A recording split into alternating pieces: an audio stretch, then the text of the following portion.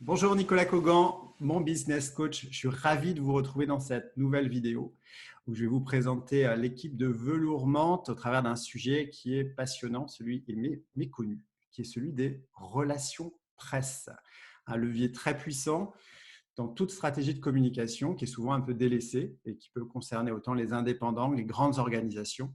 Et c'est pour ça que j'ai choisi d'accueillir aujourd'hui Morwena Caroline directement de la société Velours Mante, tout simplement parce qu'ils travaillent autant avec des indépendants que des grands groupes organisés en réseau et du coup leur œil expert était sympa à vous partager et mutualiser aujourd'hui. Donc peut-être on va commencer par les présentations. Je ne sais pas qui commence. Morwena peut-être. Oui, bonjour Nico. Pour les présentations, déjà, on va commencer par les absents, parce que Ouais. Velours Mante, en fait, on est trois. Il y a aussi Johanna qui, aujourd'hui, n'est pas là puisqu'elle est sur une conférence de presse digitale pour un de nos clients. Donc, elle n'a pas pu se joindre à nous pour cette vidéo. Voilà, donc Velours Mante, c'est notre agence de communication et de relations presse. Super. Relations presse. Alors, quand tu dis communication, quelle thématique vous êtes amené à travailler sur la communication en plus des RP? Alors sur la communication, ça va aller de la rédaction de contenu à la création de supports aussi, de supports graphiques, parce que moi, ma formation à l'origine, c'est designer graphiste.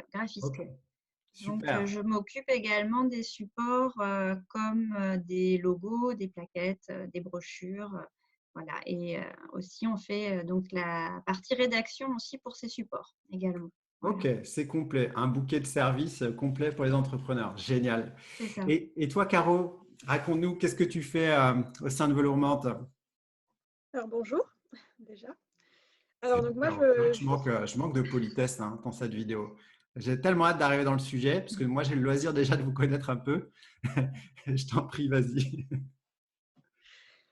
moi donc je suis attachée de presse tout comme Johanna. Donc on s'occupe toutes les deux de la partie RP, donc relations presse, et non relations publiques. C'est vrai que des fois la confusion arrive. Pas faux.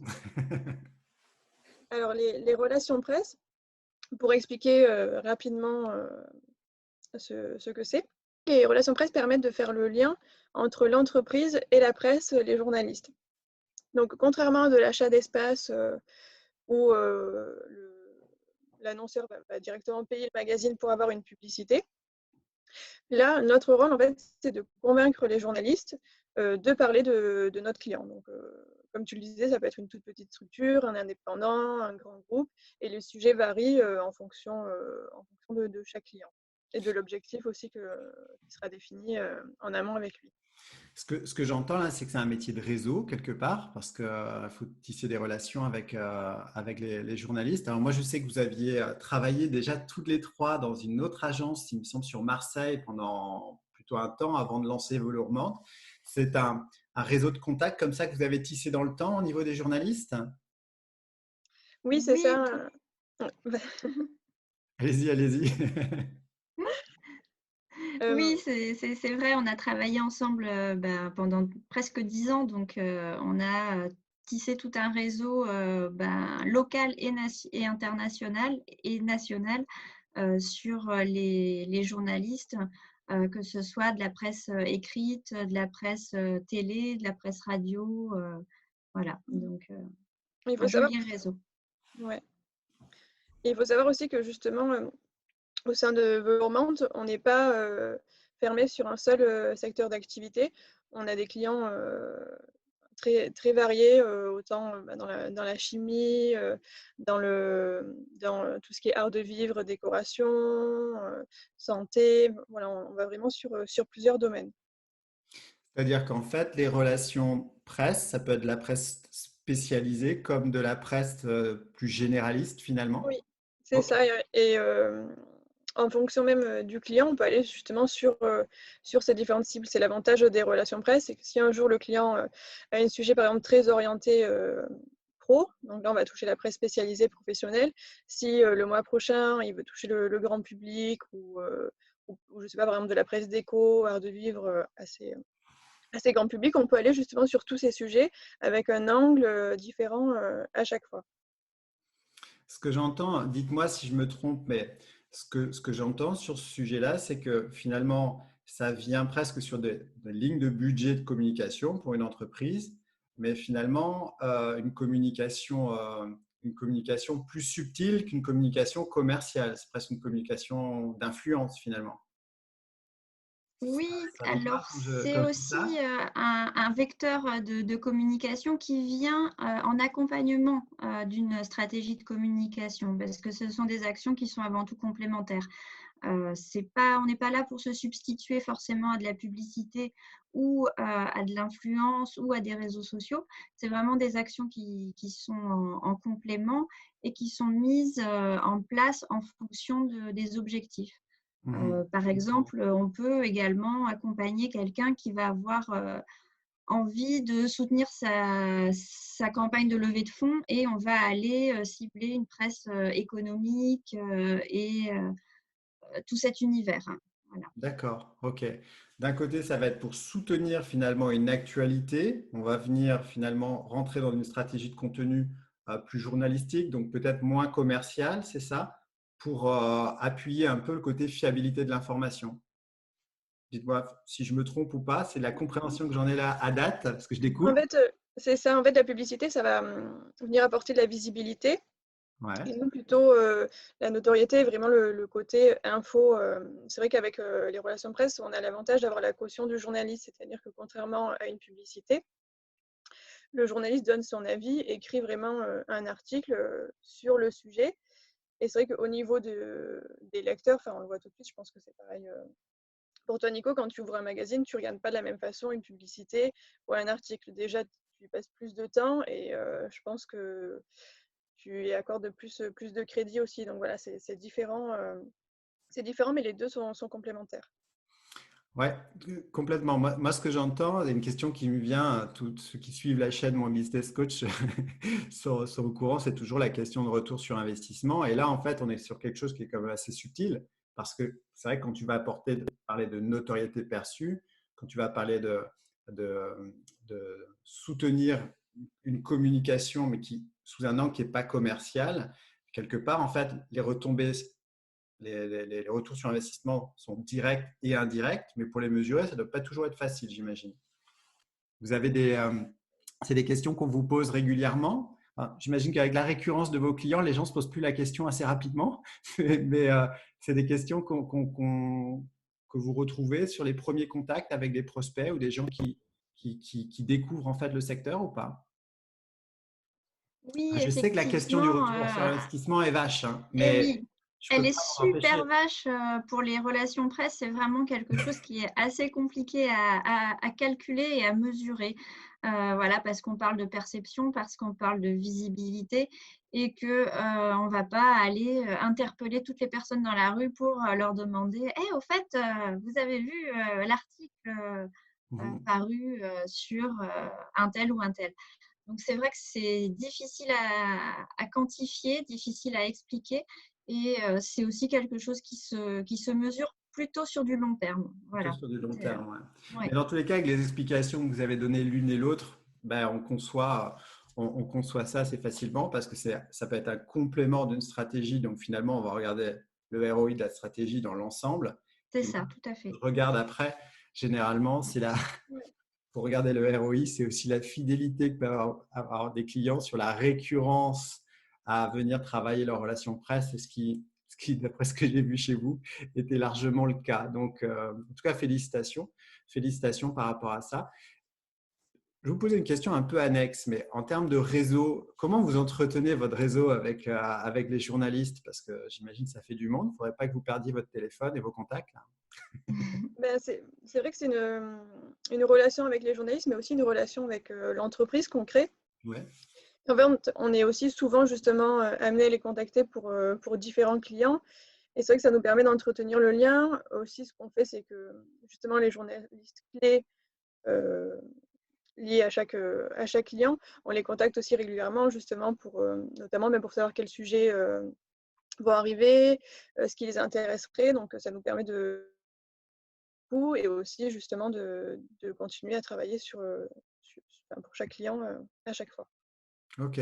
C'est-à-dire qu'il y a des saisonnalités, il y a des lignes éditoriales. En fait, vous les suivez pour voir après aussi les opportunités que vous pouvez avoir avec vos clients. Exactement. Parce que c'est vrai qu'on est abonné en fait à des calendriers rédactionnels. Donc, c'est quelque chose qui nous annonce à l'avance les sujets qui vont être évoqués, mais c'est pas toujours le cas pour tous les magazines. Donc c'est vrai qu'on les appelle et c'est bien toujours de le savoir plusieurs mois à l'avance justement pour préparer un sujet. C'est là aussi sur le ROI que c'est difficile à mesurer parce que des fois on envoie un communiqué de presse et le client attend des articles dès la semaine prochaine et en fonction des supports, si c'est des mensuels ou même des trimestriels, les retombées sont aussi pas tout le temps tout de suite. C'est vrai que c'est du coup, c'est vraiment des activités qui rentrent finalement dans le planning stratégique, quoi. Ce qui est bien d'avoir une vision globale de son activité, de ses différentes échéances. Et là, en fait, vous pouvez œuvrer et maximiser en fait l'impact à ce niveau-là. Oui. Sympa. Alors moi, on le conçoit peut-être dans le collectif, hein, je vais me faire l'avocat du diable après ma question vache sur le ROI. Comment dire, je vais me faire l'avocat du diable, mais on le conçoit assez bien pour des sociétés organisées en réseau qui ont par exemple plusieurs antennes, qui vont peut-être avoir eux-mêmes leur communication et qui fait qu'à un moment, le message peut être un peu brouillé. C'est toujours intéressant de pouvoir venir l'appuyer sur les relations presse, mais pour un indépendant, ok, pour un indépendant lambda qui vient de signer un nouveau contrat en local ou qui vient simplement de créer son entreprise, est-ce qu'il y a un intérêt à ce stade-là de rentrer ou d'étudier en tout cas la question des relations presse? Oui, bien sûr, les relations presse, c'est utile pour toutes les entreprises, quelle que soit leur taille. La stratégie sera bien sûr pas la même. Après, nous, ce qu'on recommande dans tous les cas, c'est ce qu'on disait en fait d'étaler les RP dans le temps. C'est vrai que c'est quelque chose qui prend du temps. Déjà au départ pour créer justement une relation entre l'entreprise et les journalistes. Donc nous, c'est vrai que par exemple sur 6 mois, c'est bien justement de partir avec plusieurs sujets. Donc, mais pour un indépendant, c'est tout à fait envisageable aussi. Ça peut être justement le lancement de son activité. On va Mhm. faire un premier communiqué pour annoncer le lancement. Donc là, on peut toucher une presse voilà, assez large. Et ensuite, le mois prochain, communiquer à nouveau sur son entreprise en choisissant un angle différent. Et justement, pour toujours retourner voir les journalistes sans leur donner toujours la même information. Voilà, le but, c'est vraiment d'aller les voir avec une nouvelle info, un nouvel angle et peut-être justement aussi toucher d'autres journalistes en fonction à chaque fois du communiqué qu'on enverra et de l'angle qu'on choisira, de l'info qu'on choisira. Mais toutes les entreprises ont toujours des choses à dire. Des fois, elles n'en sont pas forcément conscientes. Donc, c'est aussi C'est vrai. d'aller chercher justement ce qui pourrait être intéressant. Finalement, dans une ère actuelle où on parle beaucoup, beaucoup des dictates de contenu, vous êtes un peu le parent pauvre, mais en même temps, avec ceux qui ont probablement un des contenus qui est un des plus forts leviers pour impacter et puis venir, j'ai envie de dire, estampiller de vrai une information. Parce que c'est vrai qu'une information commerciale, certaines fois, par nature, on sait que c'est du promotionnel, on peut peut-être plus s'en méfier ou la prendre à distance, alors qu'une information estampillée dans les médias, en termes de contenu comme la presse, on a tendance à l'appréhender en tout cas de façon différente parce que quelque part, il n'y a pas de demande de monétisation derrière. Je trouve ça, c'est vraiment intéressant et je comprends mieux en fait la notion de complémentarité que vous évoquiez. Oui, ça permet en fait de sortir d'un discours marketé et commercial. C'est de l'information, de la notoriété sur que ce soit un produit, une personne ou une entreprise, mais avec un discours plus sur de l'actualité, sur du concret, sur des actions, sur des choses qui se passent vraiment dans l'entreprise et pas sur quelque chose qui est dicté par une politique commerciale. On parle, je comprends bien, je comprends bien.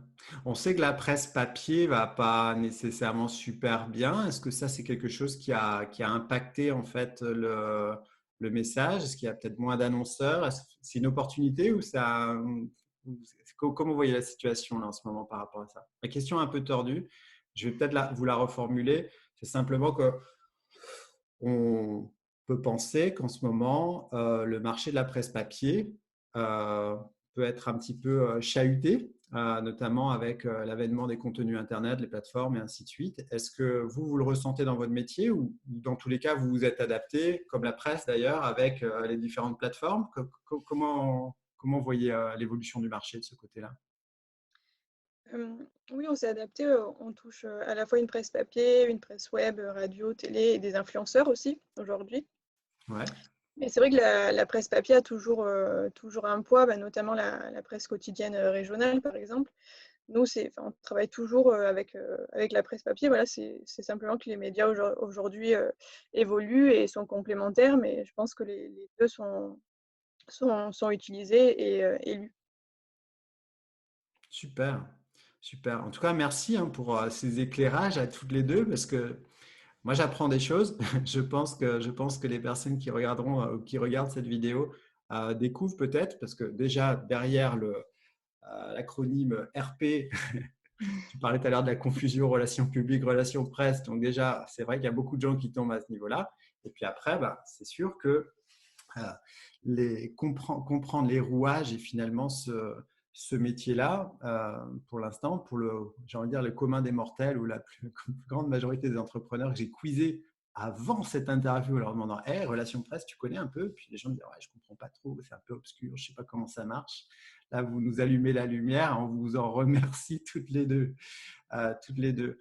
C'est une activité aujourd'hui, on l'entend, qui est de réseau, qui est de communication, qui est de tisser des liens, de veille, d'entretien de la relation en proximité avec vos clients. Moi, j'ai eu la chance de vous suivre, de vous suivre et voir un peu comment fonctionnait Voulourment de l'intérieur. Je sais que c'est un travail en fait qui s'improvise pas.